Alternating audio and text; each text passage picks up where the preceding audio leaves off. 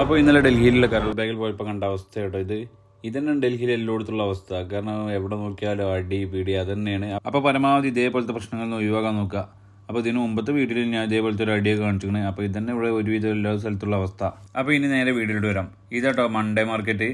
അതായത് തിങ്കളാഴ്ച മാത്രമുള്ള കരോൾ ബാഗിൽ ഈ മാർക്കറ്റ് ഉണ്ടാവുക. ഇവിടെ വളരെ വിലക്കുറവിലാട്ടോ മറ്റേ ഷൂ, ചെരുപ്പ്, ഡ്രസ്സൊക്കെ കിട്ടുക.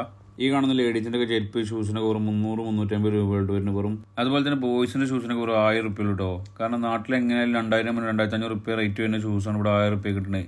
പിന്നെ വരുന്ന ട്രോളി ബാഗുകളാണ്. ഇതും സ്റ്റാർട്ടിങ് 1000 രൂപ മുതലാണ്. ഈ ചെറിയ ട്രോളി ബാഗാണ് കുട്ടികളെ അതിന് 1000 രൂപ പറഞ്ഞത്.